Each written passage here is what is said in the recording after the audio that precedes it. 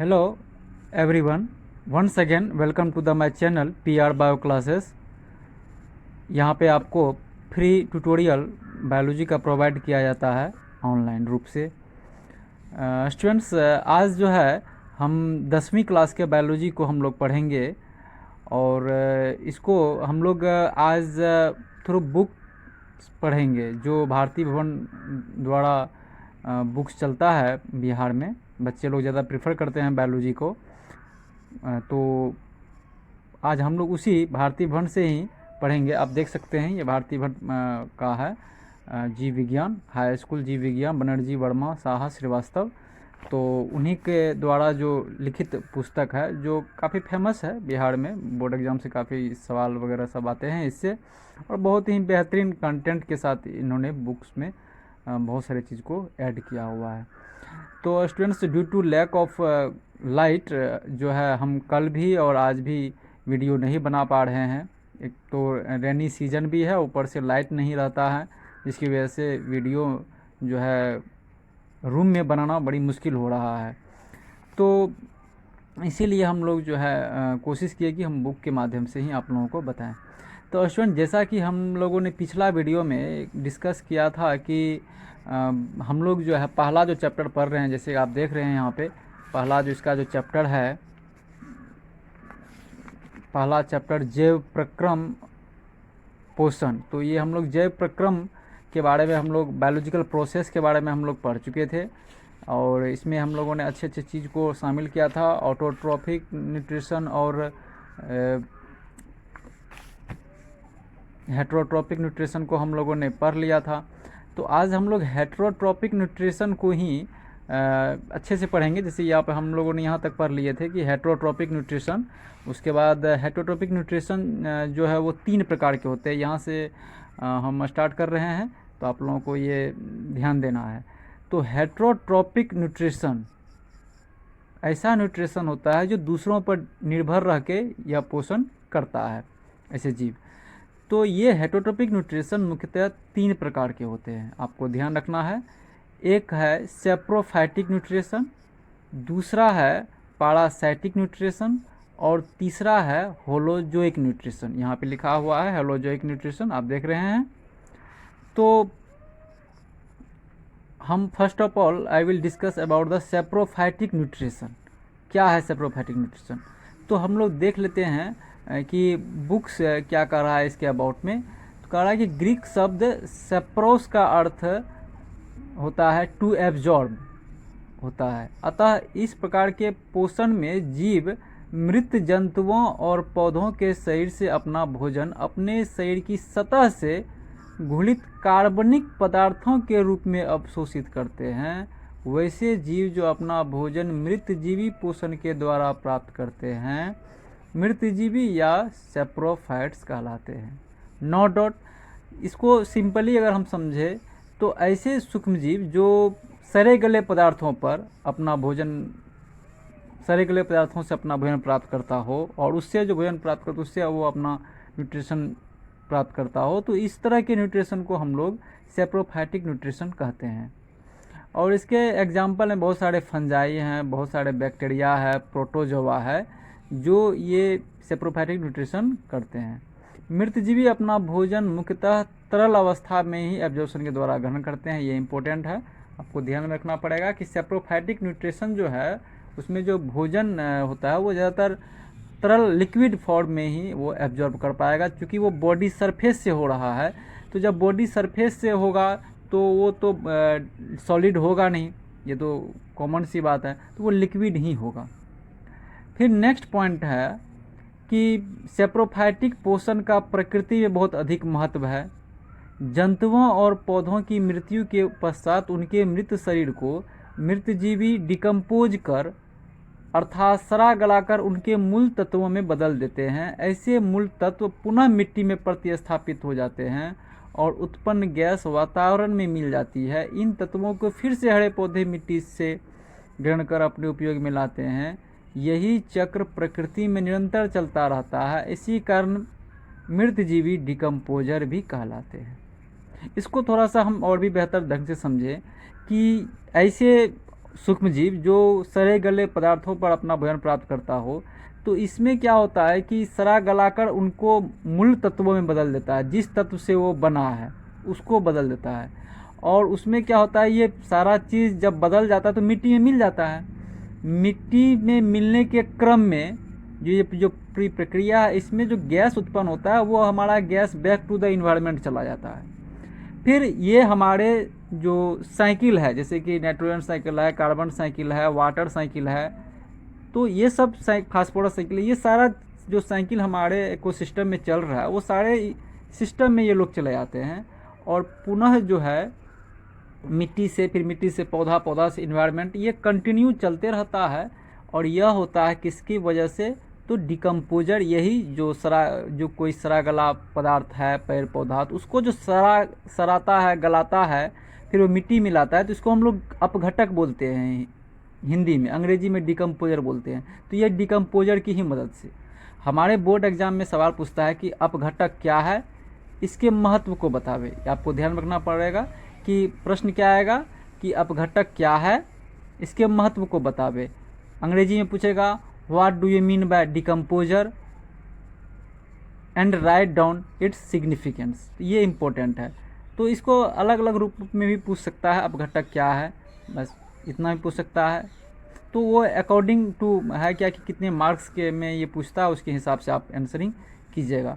तो यहाँ से लेकर ये जो टॉपिक है ये खासा इंपॉर्टेंट है, ये चीज़ आपको ध्यान रखना पड़ेगा। इस प्रश्न का उत्तर है कि डिकम्पोजर क्या है और इसके महत्व क्या है, ये इम्पोर्टेंट है। नेक्स्ट है पैरासाइटिक न्यूट्रिशन, ये आपको इम्पोर्टेंट है यहाँ पैरासाइटिक न्यूट्रिशन। तो ये परजीवी पोषण क्या है, इसमें देख लेते हैं। पैरासाइट शब्द दो ग्रीक शब्दों पारा और साइटोज के से मेल से बना है। पारा का अर्थ है पास, बगल या पार्श्व में, पारा बिसाइड, तथा साइटोस का अर्थ होता है न्यूट्रिशन होता है। इस प्रकार के पोषण में जीव दूसरे प्राणी के संपर्क में अस्थायी या अस्थायी रूप से रहकर उससे अपना भोजन प्राप्त करते हैं। ऐसे जीवों का भोजन अन्य प्राणी के शरीर में मौजूद कार्बनिक पदार्थ होता है। इस प्रकार भोजन करने वाले जीव परजीवी कहलाते हैं। ये इम्पोर्टेंट है परजीवी। आपको एक चीज़ और हम बता दें यहाँ पे कि ये परजीवी भी दो प्रकार के होते हैं, कि एक इंडोपैरासाइटिक, दूसरा इक्टोपैरासाइटिक। तो जैसे कि इंडोपैरासाइटिक हुआ, वो शरीर के अंदर अगर है, इनसाइड द बॉडी है, तो वो हमारा क्या कहलाएगा, इंडोपैरासाइटिक कहलाएगा। और जो बाहर है, शरीर के बाहर है, वो हमारा इक्टोपैरासाइटिक कहलाएगा। तो शरीर के अंदर है, जैसे कि हमारा गोल कृमि है, हुक वर्म है, टैप वर्म है, ये सब जो शरीर के अंदर रहता है, तो यह क्या कहलाएगा, हमारा निश्चित तौर पर यह हमारा इंडोपैरासाइटिक कहलाएगा। इक्टोपैरासाइटिक क्या कहलाएगा, शरीर के बाहर है, तो बाल में जो जू रहता है, मानव के भी बाल में जू रहता है, उसके बाद जो है भैंस वगैरह सबके शरीर में भी बाहर से जू रहता है, तो वो सब जो है वो इक्टोपैरासाइटिक कहलाता है। जो क्या करता है कि किसी जीवित शरीर में रहता है जी, दूसरे प्राणी के संपर्क में अस्थायी और अस्थायी रूप से। तो ये अगर शरीर में है तो अस्थायी भी हो सकता है, अंटमीबा हिस्टोलाटिका की वजह से एमेबियासिस हो जाता है, मलेरिया, ये सब परजीवी ही हैं, पैरासाइटिक हैं। तो जो अस्थाई है तो वह भी हमारा पैरासाइटिक में आएगा, जो अस्थाई है वह भी आएगा। ये इम्पोर्टेंट है, आपको ध्यान रखना पड़ेगा। नेक्स्ट है हमारा कि यहाँ पे है कि सभी परजीवियों के भोजन में समरूपता नहीं होती है। परजीवियों के द्वारा भोजन के रूप में ग्रहण किए जाने वाले कार्बनिक पदार्थ सामान्यतः तरल रूप में होते हैं। ये इम्पोर्टेंट है कि जितने भी सारे पैरासाइटिक ऑर्गेनिज्म हैं वो सभी जो है ये ऑर्गेनिक कंपाउंड्स लेंगे और वह लिक्विड फॉर्म में होंगे। ये बात तो बिल्कुल सही है। जो भी सूक्ष्मजीव होगा शरीर में, इनसाइड द बॉडी या आउटसाइड द बॉडी, वो सॉलिड नहीं खा सकता है। वो जब भी करेगा तो वो लिक्विड फॉर्म में ही लेता है, ये आपको ध्यान रखना पड़ेगा।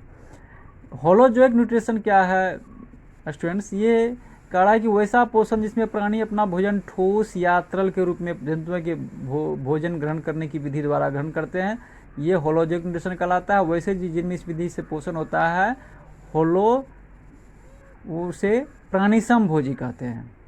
इस प्रकार का पोषण सामान्यतः जंतुओं का लक्षण है तथा यह अमीबा, मेढक, मनुष्य आदि में पाया जाता है। स्टूडेंट्स, ऐसा होलोजोइक न्यूट्रिशन क्या है, इसको थोड़ा सा हम डिटेल में समझेंगे कि जैसे कि हम लोग हैं भोजन खाते हैं, चाहे हम लोग लिक्विड के रूप में लें या फिर सॉलिड के रूप में लें, तो इसमें क्या है कि हमारे शरीर में भोजन जाता है तो इसकी एक लंबी प्रक्रिया है, स्टेप बाय स्टेप इसका डाइजेशन होता है।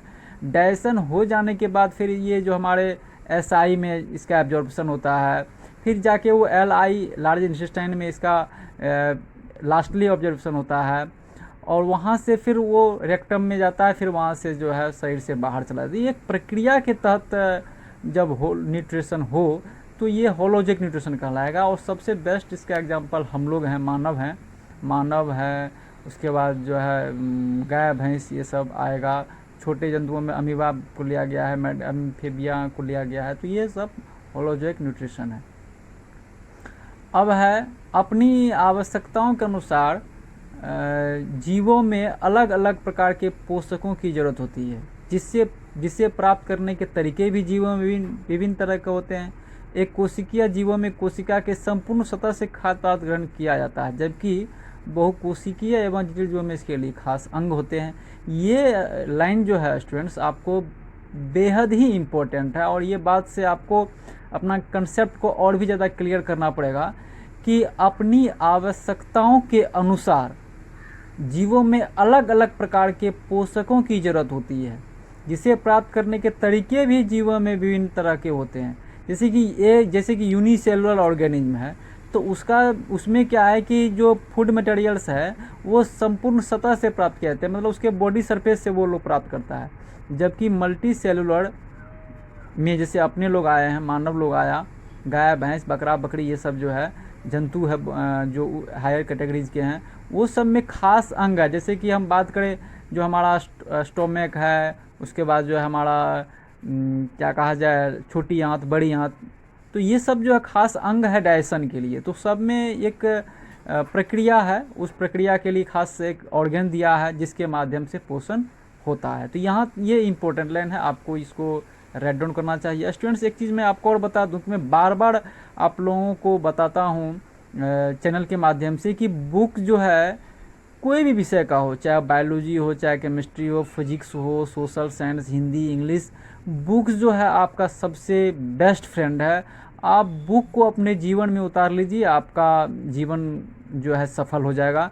इसके लिए हमने बजाबते एक नया चैनल भी हमने यूट्यूब पे बना रखा है, रुपेश बुक ट्यूबर के नाम से। वहाँ पे मैं बुक कैसे पढ़ा जाता है, बुक को पढ़ने से आपको बुक को कैसे पढ़ा जाए और बुक से कैसे ज़्यादा से ज़्यादा लाभ लें, इसके बारे में हम बता रहे हैं। और बहुत तरह के बुक्स जो आपके लिए इम्पोर्टेंट है, आपके जीवन को बनाने के लिए इम्पोर्टेंट है, उस पर हम बताते हैं। तो आप जाएं, हमारा रुपेश बुक ट्यूबर के नाम से जो हमारा बना हुआ उसको भी आप सब्सक्राइब कर लें, जो आपको बुक से रिलेटेड बहुत सारे अपडेट आपको देते रहेंगे। स्टूडेंट, आज के लिए इतना ही। हम लोग अब नेक्स्ट में पौधों में पोषण पढ़ेंगे जो इम्पोर्टेंट है, फिर यहाँ से फिर हम लोग आगे बढ़ेंगे नए टॉपिक के साथ। फिर इसका हम लोग PDF भी आपको देंगे ताकि आपको परेशानी ना हो। तो आप बने रहिए हमारे चैनल के साथ। ये वीडियो आपको कैसा लगा आप हमको कमेंट्स के जरिए बताइए, और अपने दोस्तों को भी शेयर कीजिए, और इस चैनल को सब्सक्राइब कीजिए, लाइक भी कीजिए, कमेंट्स कीजिए। इसी के साथ मैं इस वीडियो से विदा लेता हूँ। जय हिंद, जय भारत।